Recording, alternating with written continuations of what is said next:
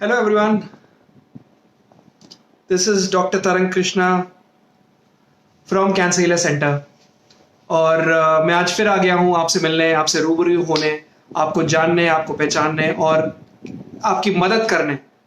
मेरा ये मिशन है कि धीरे धीरे करके कैंसर को पूरी तरीके से जड़ से खत्म कर दिया जाए, ताकि लोग जो समझते हैं कि कैंसर का इलाज नहीं हो सकता, वो धारणा जो है वो लोगों की हमेशा के लिए खत्म कर दे।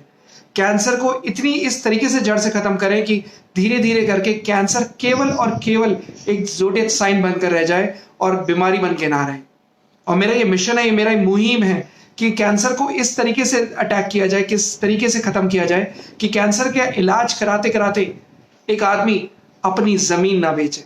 कैंसर का इलाज कराते कराते मरीज जो अपनी होप खो चुका होता है, जो अपनी वो खो चुका होता है, वो ना खोए। मतलब अपनी उम्मीद खो चुका होता है, अपने जीने का जज्बा खो चुका होता है और सोचता है कि कैंसर हो गया तो अब उसके पैसे खत्म हो जाने, अब की उसकी जिंदगी खत्म हो जानी है, उसके पास कुछ नहीं रहना और धीरे धीरे करके सारी चीजें एक तरीके से खत्म हो जानी है।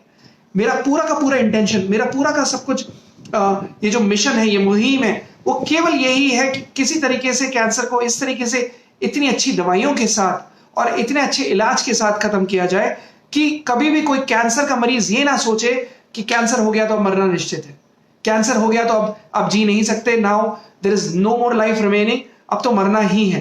And that's what it is all about. And this is, यही एक रीजन है कि मैं आप लोगों के सामने ये मुहिम लेकर आया हूं, ये फेसबुक लाइव करने आया हूं, ताकि आप लोगों के साथ 1-to-1 कनेक्ट कर सकूं, आप लोगों को 1-to-1 प्रेरित कर सकूं और बता सकूं कि कैसे कैंसर का इलाज बिना पेन के, बिना सफरिंग के, बिना तड़पने के, बिना उल्टी होते हुए, बिना बाल खोने के भी संभव है। बट प्रॉब्लम यह है कि हम लोगों की सोच लिमिटेड हो जाती है, हम लोग की सोच लिमिटेड हो जाती है और हम लोग उसको नहीं समझ पाते कि कैसे कैंसर को आप ठीक कर सकते हो बिना साइड इफेक्ट्स के भी। आप ये नहीं समझ पाते कि कैसे कैंसर को आप पूरी बीमारी को जड़ से भी खत्म कर सकते हो। लेकिन हमेशा कैंसर का जो पेशेंट होता है वो एक चक्की पे पिसा रहता है, बार बार डॉक्टरों के पास जाता है, बार बार डॉक्टरों के पास जाकर कहता है कि डॉक्टर साहब फिर वापस कैंसर हो गया, डायग्नोज हो गया, पेट स्कैन रिपोर्ट्स में आया है कैंसर। फिर वापस डॉक्टर्स के पास जाता है, डॉक्टर्स अपना इलाज करते हैं, वो बाल खोता है, वजन जाता है उसका, उल्टियां होती हैं, दस्त होते हैं, फिर भी वो सहता रहता है केवल और केवल एक उम्मीद से। वो उम्मीद केवल ये होती है कि किसी तरीके से कैंसर से ठीक हो जाए। इस कैंसर की उम्मीद के चक्कर में वो अपना घर बार तबाह कर देता है। धीरे धीरे करके कई लोगों के पास तो इलाज के पैसे तक नहीं होते, कई लोगों के पास इलाज कराने के लिए कोई उम्मीद नहीं होती। उन्हें केवल ये दिखता है कि ये बड़े बड़े अस्पताल हैं, 5 स्टार 7 स्टार अस्पताल है, शायद वहां पर डॉक्टर अच्छे ही होंगे, चलो वहां जाकर इलाज कराते हैं कैंसर का। और धीरे धीरे करके उसके पैसे खत्म होते जाते हैं, वो जमीन बेचता है, अपने धीरे धीरे करके अपने सब कुछ बेच देता है, सब कुछ अपना दांव पर लगा देता है, उसके परिवार वाले सब कुछ दांव पर लगा देते हैं ताकि वो उसको जीवन दान दे सके। बट एंड में उसको क्या मिलता है? केवल और केवल हार, केवल और केवल ये मजबूरी या ये सुनना कि आई एम सॉरी, घर ले जाइए, सेवा करिए, अब कुछ नहीं हो सकता, घर ले जाइए, सेवा करिए, हमें जितना इलाज करना था हमने कर लिया, अब घर ले जाइए और आप सेवा करिए। क्या ये सब सुनने के लिए उसने इतना लंबा इलाज कराया था? क्या ये सब सुनने के लिए उसने ये किया था कि किसी तरीके से वो अपने जमीन बेच दे? क्या ये सब सुनने के लिए किया था कि उसको, उसके परिवार वालों को ये बोला जाए कि आई एम सॉरी, ये नहीं बच पाएंगे, हम इनको नहीं बचा पाएंगे, इनके पास 1 हफ्ते की जिंदगी है, 1 महीने की जिंदगी है या 6 महीने की जिंदगी है? क्यों उस मरीज को यह बोला जाता है कि अगर आपने कीमो कराई तो आप ये 6 महीने तक जिएंगे, अगर कीमो नहीं कराई तो 1 महीने तक जिएंगे? ऐसा कैसे होता है कि कीमो कराने के बाद वो 6 महीने जी जाता है और बिना कीमो कराने के बाद उसको एक डेथ सेंटेंस दे दिया जाता है, जैसे जजों, जैसे अदालतों में देते हैं ना जज साहब की डेथ सेंटेंस दे दिया कि अब ये 1 महीने जिएगा, ये 6 महीने जिएगा। इस तरीके से डेथ सेंटेंस दे देते हैं कि पेशेंट वहीं पहले ही टूट जाता है, पहले ही मर जाता है। हम कर क्या रहे हैं मेडिकल साइंस में? यही, और इसका केवल और केवल सॉल्यूशन क्यों उस पेशेंट को क्यों नहीं बता दिया जाता पहले ही कि अगर बीमारी ऑलरेडी लिवर में जा चुकी है, अगर बीमारी ऑलरेडी बोन्स में जा चुकी है, तो क्यों उसको नहीं बता दिया जाता कि इस केस में कीमोथेरेपी नहीं हो सकती? क्यों उसको नहीं बता दिया जाता कि कोलेंजियोकार्सिनोमा है या पैंक्रियाटिक कैंसर है या ब्रेन ट्यूमर है, एक बार ऑपरेशन कराया और उसके बाद वो बार बार रिकरेंस होगा, क्योंकि आप उसकी जड़ें नहीं निकाल सकते। तो why this is not been told to all the patients कि इसका इलाज यहां पर नहीं हो सकता, आप जाके कोई और ऑल्टरनेटिव ट्रीटमेंट दे दो, या आप जाके कोई और ऑल्टरनेटिव मेडिसिन ट्राई तो कर लो। और मेरे यहां मजबूरी यही है, या किसी भी और ऑल्टरनेटिव मेडिसिन के पास पेशेंट जब पहुंचता है तो वो बिल्कुल हताश होकर कीमो कराकर, रेडिएशन कराकर स्टेज 1 से स्टेज 4 आने के बाद जब उसकी सारी उम्मीदें खत्म हो जाती हैं, तब वो कोई दूसरा ऑप्शन या कोई दूसरा ट्रीटमेंट ट्राई करता है और ये सोचकर करता है या इस उम्मीद के साथ करता है कि अब मैं सारी होप्स खो चुका हूं, अब मेरे पास कहीं कोई इलाज बचा नहीं है, कहीं कुछ नहीं बचा, और फाइनली अब किसी तरीके से मरता क्या ना करता कोई और ट्रीटमेंट ट्राई तो कर लूं। आइडियली डॉक्टर्स को एक कलेक्टिव फोरम होना चाहिए जहां पर सबके सब मिलकर उस पेशेंट को जज्बे के साथ और सही इलाज के साथ रिकवर करें। और क्यों एक मरीज को ये ओपिनियन क्यों ना दें कि हाँ तुम्हारा इलाज एक बिना साइड इफेक्ट्स के और बिना किसी सफरिंग के, बिना किसी पेन के हो सकता है। अगर आज मैं बोलूं इस वीडियो में कि कैंसर का इलाज नेचर में ही है, आप मानोगे? अगर मैं आज आपको बोलूं कि कैंसर का इलाज क्या आप लोगों के पास नेचर में ही है, क्या आप मानोगे? मेरे पास आए दिन पेशेंट्स ऐसे आते हैं, डॉक्टर साहब, जनरली कुछ ऐसे आते हैं जो तंबाकू, सिगरेट, शराब, खैनी और लाइफस्टाइल जिनका खराब है, ड्रग्स ले रहे हैं या फिर अल्कोहल ले रहे हैं, इन सभी के बाद फिर कैंसर हुआ। बट कई सारे लोग ऐसे आते हैं जिन्होंने ये सब कुछ नहीं लिया, जैन है बाय दिस थिंग, या फिर कई और रिलीजन के हैं जहां पर सूरज ढलने से पहले उन्होंने खाना खा लिया, आबो हवा अच्छी है, अच्छे एनवायरमेंट में रह रहे हैं, सात्विक खाना खा रहे हैं, सात्विक कैंसर हो गया। क्या इसका आप सॉल्यूशन, क्या इसका आप रीजन जान पाओगे कि कैंसर कैसे हो रहा है?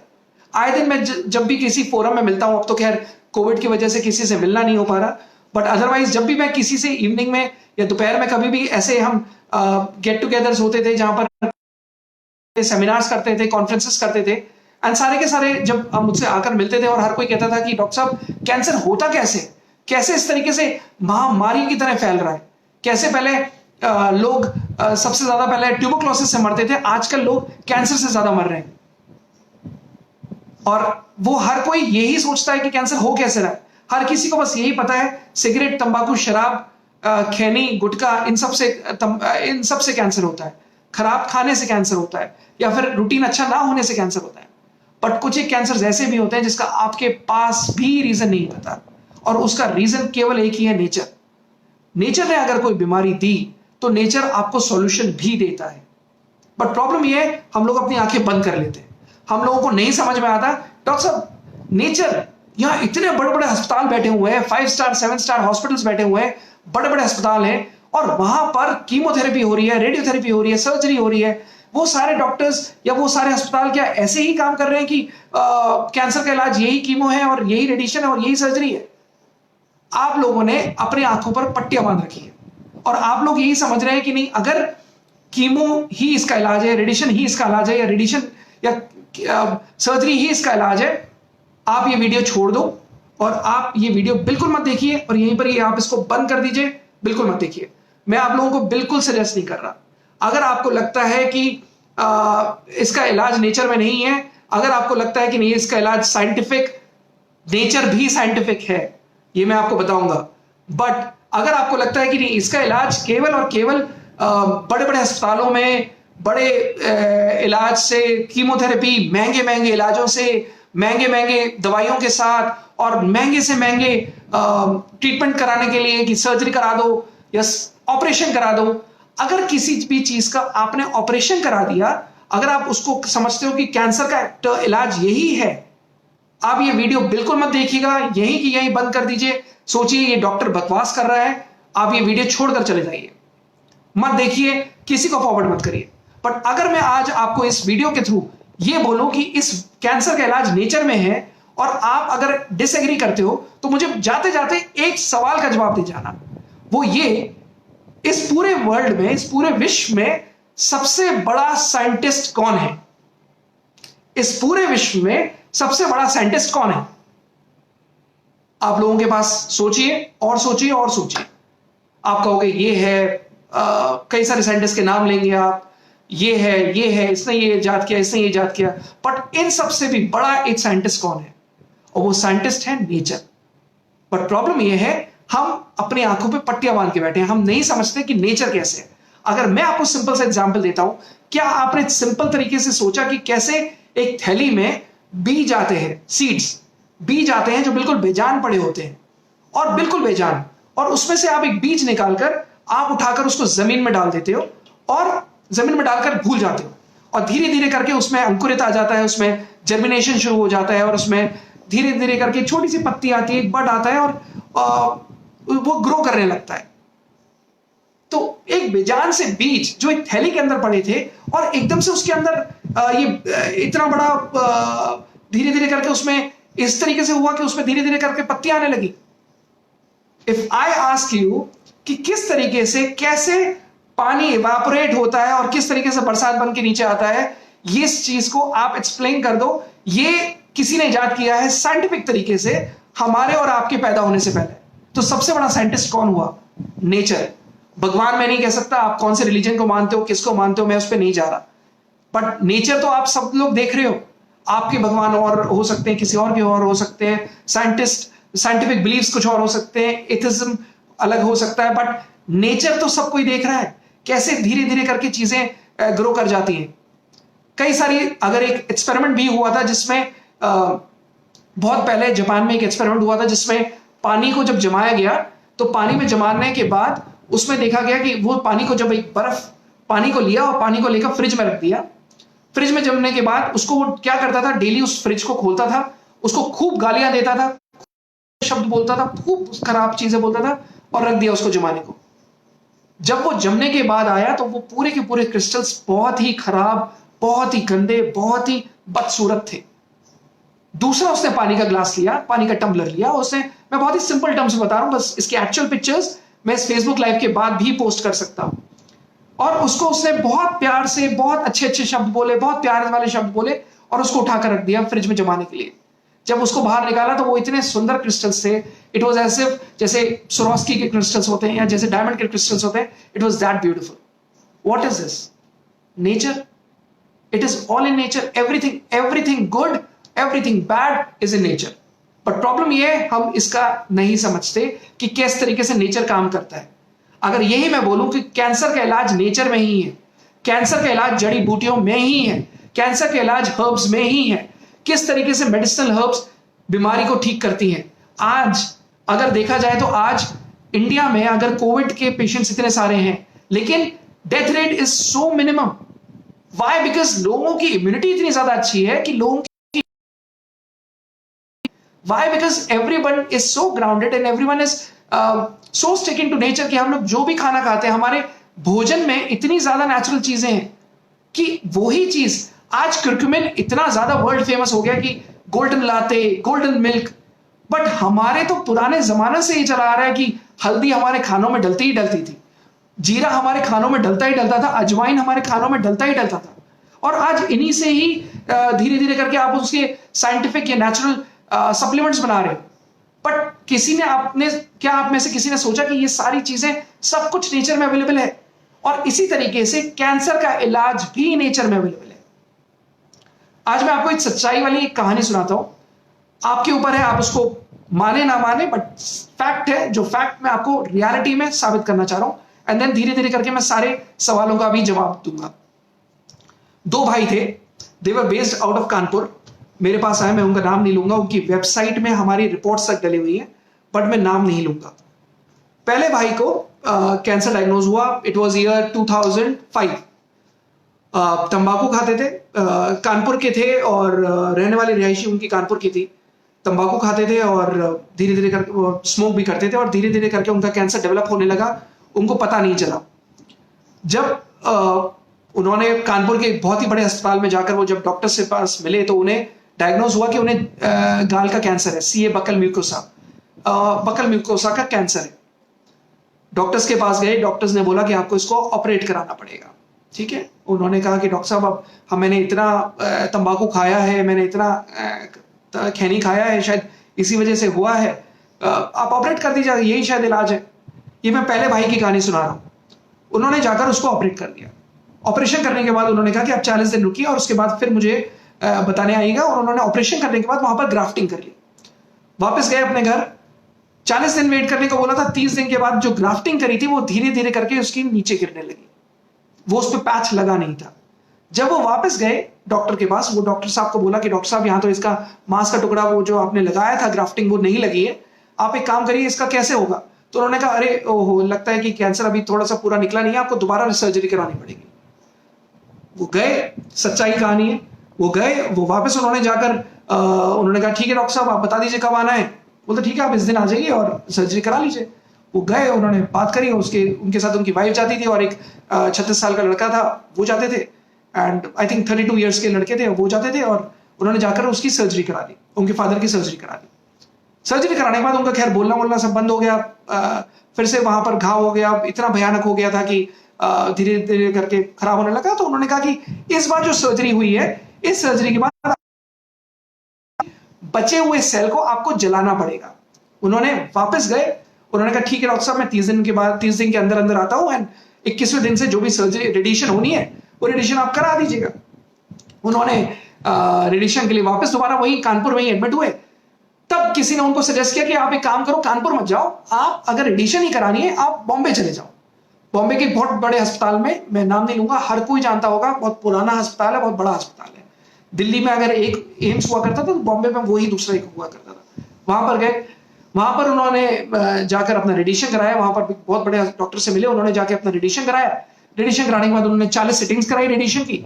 रेडिएशन कराने के बाद वो वापस चले गए और डॉक्टर्स ने बोला कि इतने टाइम के बाद अब आपको कीमोथेरेपी करानी होगी। धीरे धीरे करके उन्होंने, जब रेडिएशन की बात हुई, खैर उनका बोलना बंद हो गया था, उनकी बात करनी बंद हो गई थी रेडिएशन की वजह से। यहां पर फाइब्रोसिस, रेडिएशन साइंटिफिक टर्म बता रहा हूं, बट अदरवाइज आप समझ जाओ कि यहां पर घाव सड़ने लगा था, काला पड़ गया था, पूरा का पूरा फेस काला हो गया था। बुरा मत मानिएगा लेकिन मैं फैक्ट बोल रहा हूं। उनके बेटे ने जब मुझे नरेट किया था केस, तो वो बेटे ने कहा था कि मुझे अपने फादर साहब के बगल में बैठने में कतराहट उठती है, इतना इतना भयानक उन्होंने कर दिया था। वापस गए, डॉक्टर्स ने कीमोथेरेपी करी, भयानक चेहरा, वजन घट चुका था, जो पहले 75 किलो के थे आप मुश्किल से 60-65 किलो के रह गए। इन सब चीजों में 5 महीने निकल गए, बीमारी वापस आ गई। अब फिर वो वापस बॉम्बे गए। बॉम्बे जाने के बाद उन्होंने फिर वापस डॉक्टर्स को पूछा, तो उन्होंने कहा अब आपको कीमोथेरेपी करानी पड़ेगी। उन्होंने, उनके पास कोई ऑप्शन नहीं था। उन्होंने फिर वापस कीमोथेरेपी, उन्होंने, उसके बेटे ने बोला कि ठीक है आप कीमोथेरेपी भी कर दीजिए। कीमोथेरेपी करी, 6 साइकिल करे, उस मरीज ने अपने बाल खोए, धीरे धीरे अपनी आईब्रोज खोई, वजन घटता गया, खाना बंद हो गया, भूख लगने लगी, भूख खत्म हो गई, छाले आ गए, पूरा का पूरा जल गया था because of chemotherapy. That entire food pipe got burned, it got ulcers there, he could not eat. धीरे धीरे करके जलने लगा, पूरा मतलब अल्सर्स आ गए, गैस्ट्रिक अल्सर्स आ गए। और जब उन्होंने वापस स्कैन कराया, ये ट्रीटमेंट चलते चलते बीमारी लिवर में आ चुकी थी, बीमारी बोन्स में आ चुकी थी, और डॉक्टर्स ने कह दिया कि अब घर ले जाओ, सेवा करो, कुछ नहीं हो सकता। हमने सारा इलाज कर दिया, और धीरे धीरे करके वो मरीज मर गए और उन्होंने अपनी जान दे दी। ठीक 3 साल बाद उनके छोटे भाई को कैंसर हुआ। छोटे भाई ने, क्योंकि इतना अपने बड़े भाई का ट्रॉमा देखा था, उसे रेडिएशन भी देखी, उसे सर्जरी भी देखी, उसे कीमो भी देखा, किस तरीके से उन्होंने लाखों रुपए खराब कर दिए, करोड़ों रुपए खराब कर दिए इलाज कराने में, बट बचा नहीं पाए, और 1 साल के अंदर वो पेशेंट एक्सपायर हो गया, उनका बड़ा भाई। तो जब उनको कैंसर हुआ, उनको भी शायद इसको वो कहेंगे कि डेस्टिनी, की उन्हें भी बकल मिकोसा का कैंसर हुआ।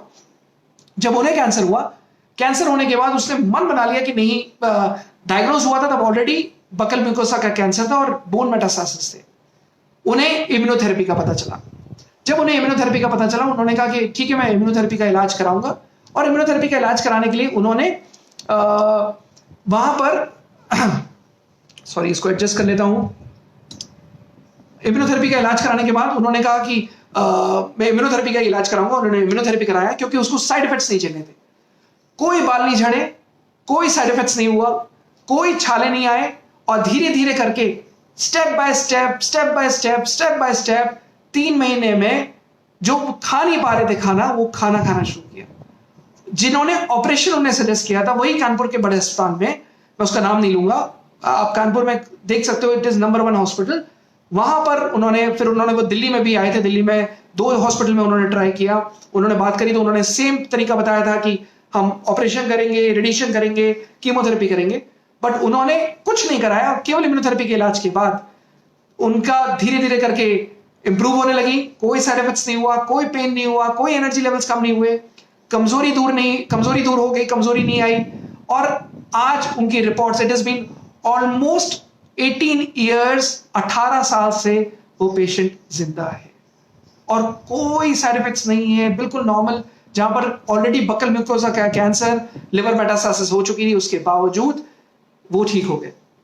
2 भाई, एक ने वो रास्ता चुना जो उनको ठीक लगा, और जो कन्वेंशनल मोड ऑफ ट्रीटमेंट बोला जाता है, दर्द भरा रास्ता, जहां पर बहुत सफरिंग्स थी, जहां पर बहुत दर्द था, जहां बाल खोने थे, जहां उल्टियां होनी थी, जहां टेस्ट खत्म हो गया, जहां वजन 75 से जाकर 55 रह गया, बिस्तर पकड़ लिया, जाते थे वॉक करके, पहले जब पहली कीमो कराने जाते थे तो पैदल जाते थे, गाड़ी पार्किंग के बाद हॉस्पिटल तक पैदल जाते थे फर्स्ट कीमो में। 6ठी कीमो में वही पेशेंट व्हीलचेयर पे जाता था कीमो कराने। तो धीरे धीरे करके स्थिति बद से बदतर हो गई, और फिर क्या सोल्यूशन रहा? दूसरे भाई जिसने कुछ नहीं कराया, इवन अगर ऐसे कई पेशेंट्स हैं जो कीमो रेडिएशन भी कराते हैं और उसके बावजूद इम्यूनोथेरेपी अपनाते हैं, ये सारे के सारे साइड इफेक्ट्स नहीं आते।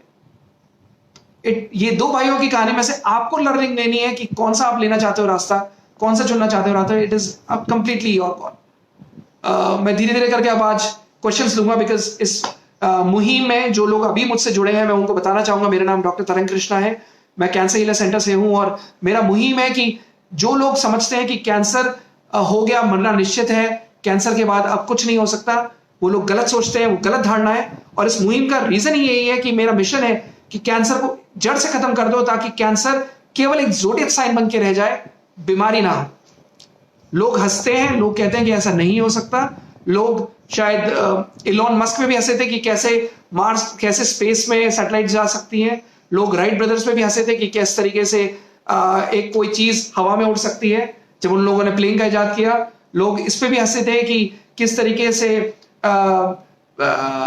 पृथ्वी सूरज के चारों तरफ घूमती है, लोग उस पे भी हंसे थे, उसको भी क्वेश्चन मार्क किया था। कोई बात नहीं, इसको भी करें, मैं चाहता हूं क्वेश्चन मार्क करें, कोई बात नहीं, आप करते रहो, लेकिन एक दिन यही सच्चाई होगी, इम्यूनोथेरेपी ही कैंसर का इलाज होगी, इम्यूनिटी ही कैंसर का इलाज होगी, और वो हो रही है इतने सालों तक। बट प्रॉब्लम यह है, क्योंकि इतनी बड़ी बड़ी फार्मा कंपनीज हैं जो इनको सप्लाई, इनको वो कर रही है। जैसे अगर मैं आपको बचपन में ले जाऊं तो बचपन में ये कहा जाता था कि मैं उन ब्रांड्स का नाम नहीं लूंगा, ये 2 ब्रांड दूध में डालकर पियो, आपकी हाइट बढ़ेगी।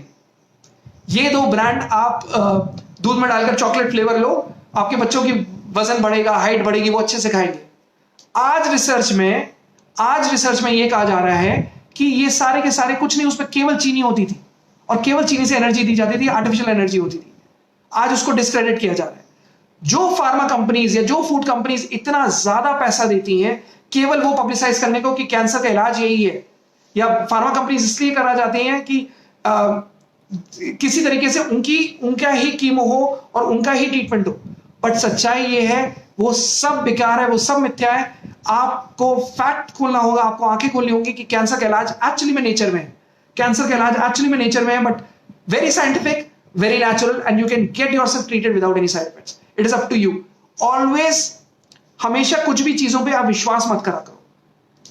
कोई भी चीज को आप पहले जानो, परखो, समझो कि क्या है, एंड फिर उसके बाद आप उसको समझो कि किस तरीके से इलाज होता है। Let's take questions one by one.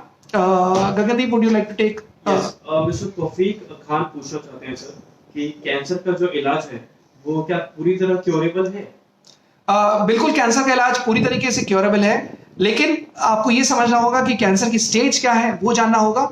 तौफीक जी, बहुत अच्छा सवाल पूछा। आपको यह जानना होगा कि किस तरीके से कैंसर कौन सी स्टेज पे आ चुका है, कितना आ चुका है, कहां मेटास्टेसिस हो चुका है।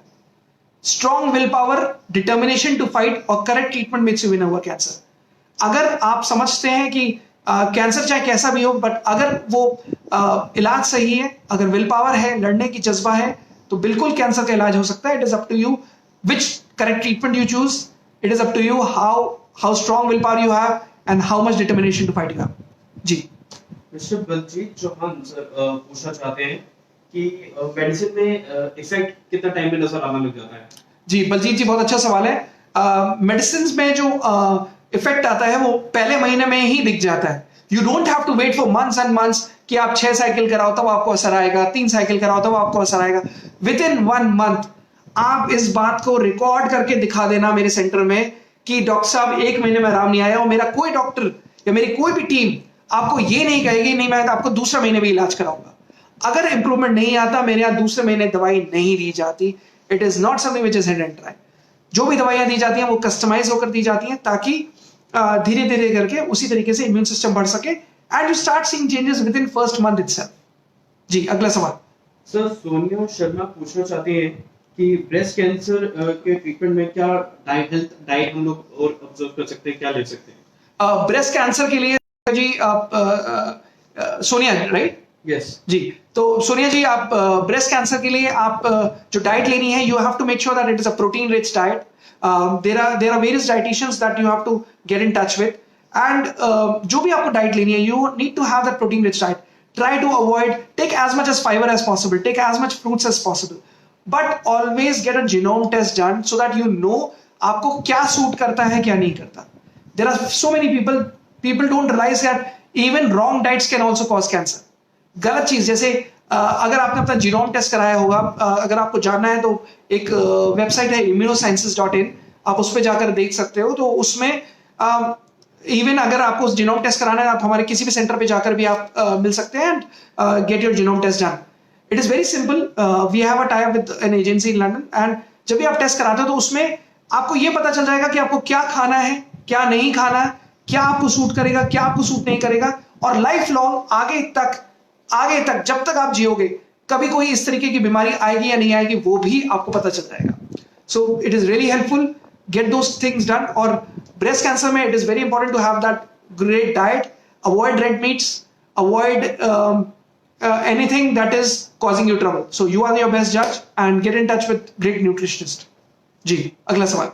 सर मिस्टर पल्लव पराशर ये पूछना चाह रहे हैं कि जेन्युइनली कितने चांसेस होते हैं इम्यूनोथेरेपी में पेशेंट को क्योर करने के लिए? पल्लव जी, मैं जो कहता हूँ जेन्युइनली ही कहूंगा.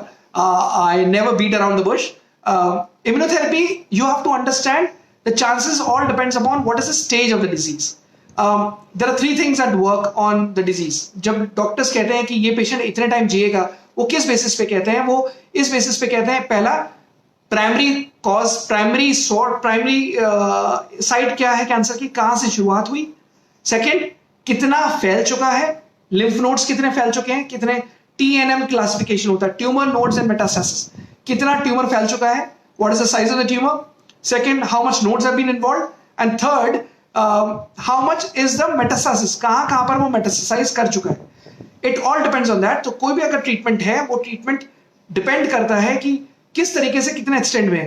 इम्यूनोथेरेपी में अब इसको कुदरत का वो कह लीजिए, क्योंकि हमारे पास आते वो पेशेंट है जो सब तरीके का इलाज करा चुके होते हैं, जो सब ट्रीटमेंट्स करा चुके होते हैं, and they have all been disappointed, all treatments have already been done, and still they come up to us.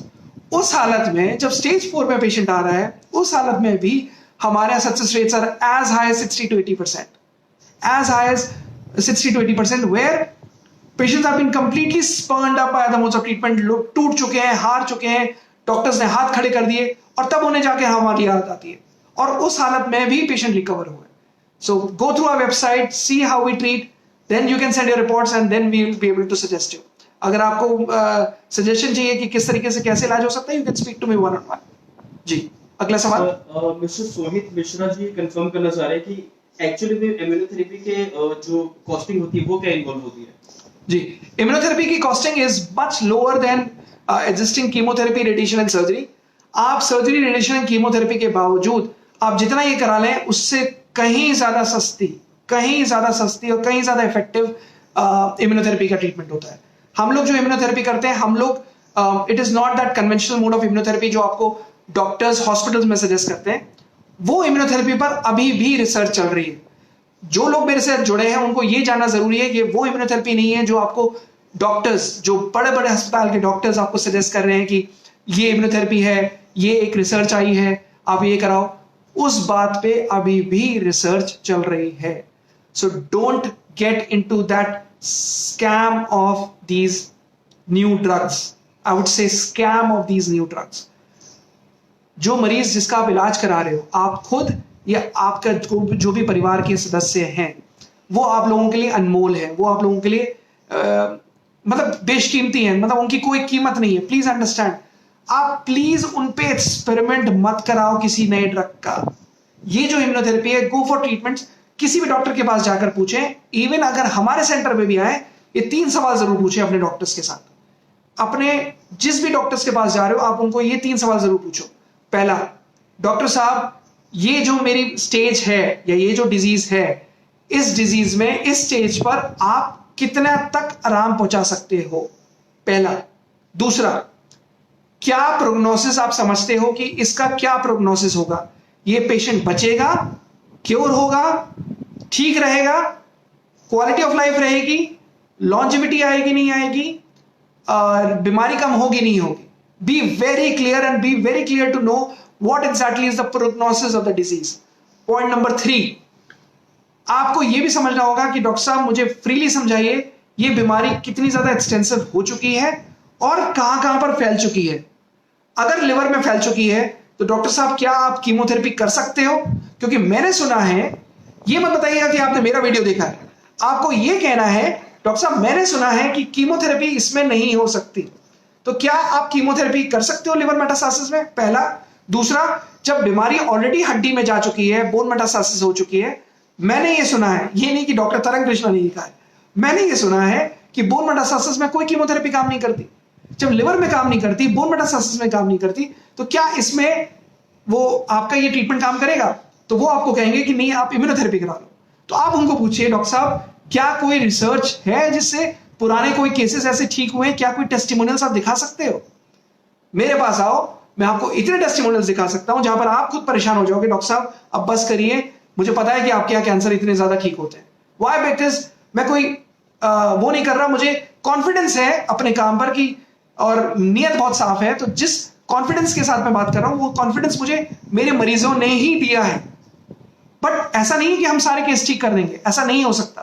But आप किसी कैंसर के मरीज को आराम भी पहुंचा दो तो बहुत बड़ी बात है, आप क्वालिटी ऑफ लाइफ भी पहुंचा दो तो बहुत बड़ी बात है। आप कोई कैंसर पेशेंट अगर तड़प रहा है, अगर आप उसको क्वालिटी ऑफ लाइफ भी दे दी, अगर आपने उसका आराम भी, कोई डॉक्टर किसी का भी ना एक दिन बढ़ा सकता है ना घटा सकता है, पर उसकी जीवन शैली, उसकी क्वालिटी ऑफ लाइफ, उसकी जिस तरीके से वो जी रहा है, अगर आपने उसको भी इंप्रूव कर दिया तो वो भी एक अचीवमेंट है जो दूसरा कोई इलाज नहीं कर सकता। कीमोथेरेपी, रेडिएशन, सर्जरी में नहीं हो सकता ये। You have to decide and take your own choices. I am just suggesting, it is up to you whether you take it or not. जी, अगला सवाल। सर, मिसेस सुरभि त्यागी ये पूछना चाह रही है कि कीमो और सर्जरी के बाद में इम्यूनोथेरेपी कितना इफेक्ट कर सकती है? Surabhi, great question. कीमोथेरेपी और रेडिएशन के बावजूद, कीमोथेरेपी एंड सर्जरी के बावजूद भी इम्यूनोथेरेपी काम करती है। सिचुएशन ये है कि हमारे पास जनरली लोग सर्जरी और कीमो कराकर भी आते हैं, and in spite of that they start with our treatment, और उसके बावजूद दवाइयां असर करती हैं, इसके बावजूद भी काम करती हैं। अब प्रॉब्लम ये होती है कि जो लोग कीमो कराकर आते हैं, तो कीमो कराने के बाद उनकी एक तरीके से पूरे नॉर्मल सेल खत्म हो चुके होते हैं, जल चुके होते हैं। क्योंकि जब कीमोथेरेपी इलाज करती है तो वो तेजाब की इंजेक्शन आप दे रहे हो, तो कैंसर सेल के साथ साथ नॉर्मल सेल भी जलाते हैं, कैंसर सेल के साथ साथ नॉर्मल सेल भी जलाते हैं। तो कीमो के बाद इम्यूनिटी और कम हो जाती है। हमें थोड़ा सा अपने ट्रीटमेंट को एग्रेसिव करना पड़ता है ताकि हम किसी तरीके से दो दुश्मन है हमारे, पहला कीमो के साइड इफेक्ट्स और दूसरा बीमारी, उन दोनों को खत्म कर सके, उन दोनों को जड़ से फायदा पहुंचा सके। सर्जरी होने के बाद आपको समझना पड़ेगा सुरभि, सर्जरी होने के बाद हमेशा बीमारी फैलती है। अगर मैंने आपको शुरुआत में, अगर आपने ये वीडियो सुना हो, मैंने शुरू में बोला कि कैंसर का इलाज नेचर में है। तो अगर आपको ये भी जानते हो कि गुलाब का पौधा होता है, आप उसकी कटिंग कर दो, माली आता है, माली उसकी कटिंग कर देता है, तो उसके बावजूद वो तेजी से फैलना शुरू कर देता है। वैसे ही कैंसर की टेंडेंसी, कैंसर की मॉर्फोलॉजी, कैंसर में ये तरीका होता है कि कैंसर में आपने जहां छेड़ा, फैलना शुरू कर दिया। जितने लोगों को अगर कैंसर हुआ है तो आप उनका हमेशा देखोगे, जितने लोगों ने बायोप्सी कराई, बायोप्सी के बाद इमीडिएट कैंसर एग्रेसिव हो गया। Why? Because the moment you touch it, the moment you tease it, it spreads. तभी सर्जरी कराने के बाद हमेशा बीमारी फैलती है। तो we can still do immunotherapy, we can still treat with that, and उससे भी आराम आ सकता है, उससे भी आराम आता है। जी, अगला सवाल। कीवी शर्मा से जानना चाह रहे हैं कि क्या दवाइयों से हेरिडिटरी इन्फ्लुएंस कम हो सकता है? जी। या कोई प्रिवेंटिव इलाज हो भी हो सकता है, तो बताइए। हेरिडिटरी इन्फ्लुएंस भी कम होते हैं, बट अभी ऐसा कुछ प्रिवेंटिव इन्फ्लुएंस नहीं है। बट कुछ एक सप्लीमेंट्स हैं मार्केट में जो आप ले सकते हैं, जिससे हेरिडिटरी कैंसर्स कम होते हैं। We keep giving that. जिनको हम, हमारे यहाँ जितने पेशेंट्स क्योर होते हैं उनको इलाज के बाद हम एक सप्लीमेंट है which is by the name of health reset, जो इवन अमेजोन पे भी अवेलेबल है, फ्लिपकार्ट पे भी अवेलेबल है। आप उस पर जाकर देख सकते हो। उसमें सारे नेचुरल प्रोडक्ट्स हैं जो जनरली हम अपने पेशेंट्स को साथ में देते हैं। साथ ही साथ इवन जो लोग जिनका हम इलाज बंद करते हैं तो उसको हमारे ट्रीटमेंट के 5 साल तक वो हेल्थ रीसेट सप्लीमेंट्स हम चलाते हैं, ताकि वो इम्यूनिटी मेंटेन कर सके। एंड इट ऑल्सो रिड्यूसेस, मतलब वो नॉर्मल लोग भी ले सकते हैं ताकि उसके हेरिडिटरी इन्फ्लुएंस कम हो। जी, अगला सवाल। मिस्टर अनमोल कुमार ये जानना चाह रहे हैं कि सक्सेस चांसेस कितनी रहती हैं लास्ट स्टेज पे कैंसर के? मैं इसका बता चुका हूं अनमोल आपको। Success chances even in last stages, it all depends upon कि बीमारी कहां तक फैली है, इट ऑल डिपेंड्स अपॉन कितना ज्यादा एग्रेसिव कैंसर है, इट ऑल डिपेंड्स अपॉन कहां पर उसका इन्वॉल्वमेंट है। लिम्फ नोड्स में इन्वॉल्वमेंट है, लिवर में, लंग्स में, बोन्स में, ब्रेन में, जहां पर इन्वॉल्वमेंट है उस पर डिपेंड करता है सक्सेस रेट। हम पहले दिन, देखो एक बात समझनी होगी अनमोल आपको, the journey of 1000 miles begins with a single step. 1000 mile अगर आपको चलना है अनमोल, अगर आप कभी वैष्णो देवी गए हो तो वैष्णो देवी का जो पिंड है वो इतने ऊपर पर है, आप नीचे खड़े हुए बोल देते हो कि नहीं मैं पहले कदम में आपको वैष्णो देवी के दर्शन करा दूंगा, कभी नहीं होता, कभी नहीं होता। तो आप धीरे धीरे करके चढ़ाई चढ़ना शुरू करते हो इस इंटेंशन के साथ कि हाँ मुझे दर्शन करने हैं, और इस तरीके से वैसे आप करते हो। मैं सॉरी एक रिलीजियस एग्जांपल दे रहा हूं, बट प्लीज आप समझिए जो मैं समझाना चाह रहा हूं।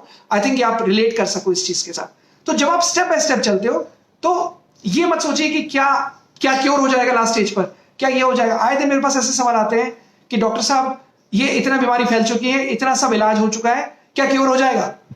मत सोचो, ये स्टेप बाय स्टेप चलिए। पहला step quality of life, doctors को पूछिए डॉक्टर साहब कितने टाइम में क्वालिटी ऑफ लाइफ मिल जाएगी। सेकेंड स्टेप लॉन्जिविटी, डॉक्टर साहब कितने टाइम में लॉन्जिविटी, या फिर हम समझेंगे कि लाइफ को रिस्क खत्म हो गया। थर्ड स्टेप रिग्रेशन, मतलब बीमारी कम होना। जब आप स्कैन कराओगे तो आपको स्कैन में बीमारी कम होती हुई, डॉक्टर साहब हमें कब स्कैन में बीमारी कम होती हुई दिखेगी। फोर्थ स्टेप क्योर, आखिरी स्टेप है क्योर। तब आप पूछो डॉक्टर साहब हम कितने टाइम में एक्सपेक्ट कर सकते हैं क्योर हो जाए।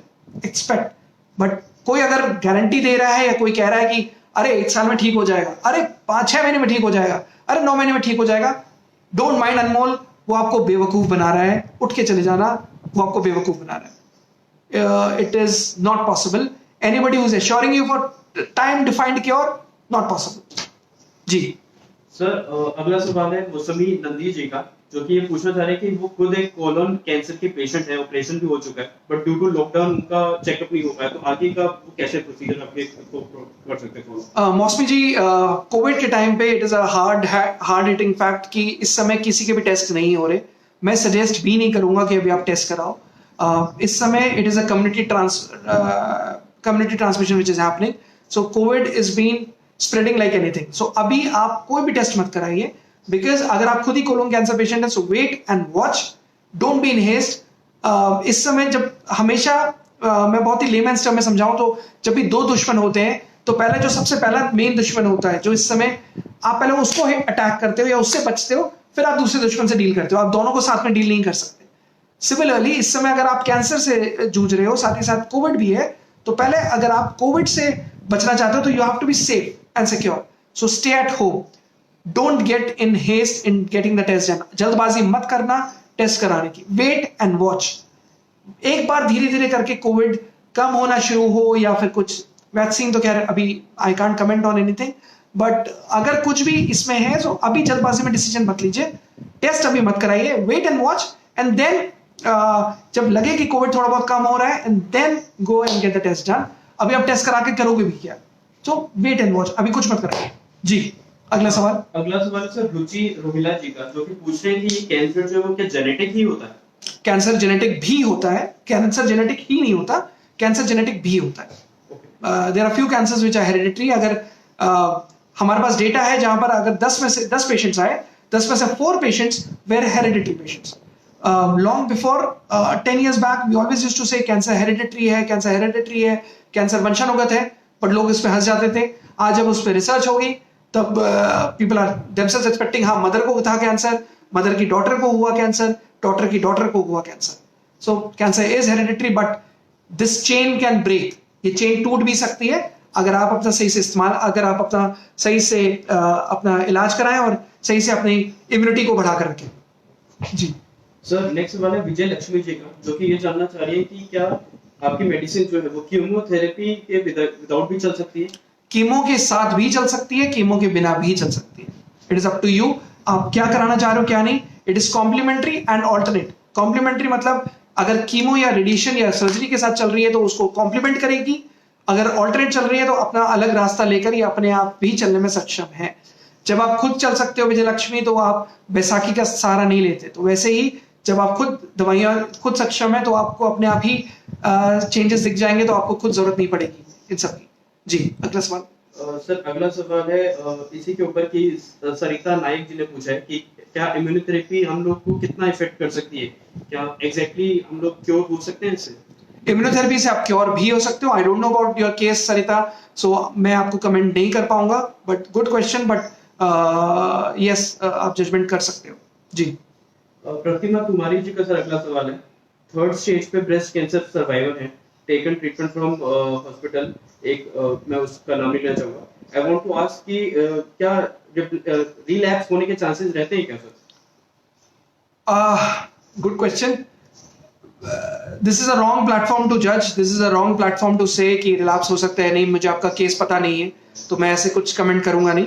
बट हाँ जब भी आप कोई भी इलाज करा रहे हो तो अब आप पॉजिटिव होकर रहो, पॉजिटिव सोचो, आप कुछ नेगेटिव सोचने की जरूरत नहीं है। And then you can just be positive enough कि yes it can work without that also.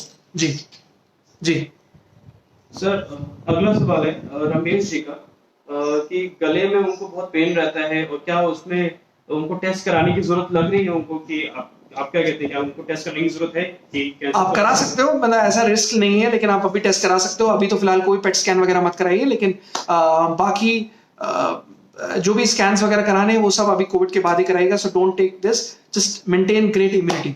I think बाकी के सारे क्वेश्चंस हम मैं आफ्टर दिस फेसबुक लाइव अगर मेरी टीम आपको ऑलरेडी करेक्ट करेगी और मेरी टीम आपको रिप्लाई कर देगी।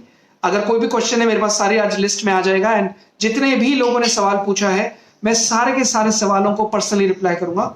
So let me review all the questions. जल्दबाजी में मेरी अगर कोई भी टीम रिप्लाई कर रही है तो उसमें मैं एक बार जो भी आपका सवाल होगा, जो भी कैंसर से रिलेटेड सवाल होगा, मैं सभी को ही पर्सनली इवेलुएट करके रिप्लाई कराऊंगा।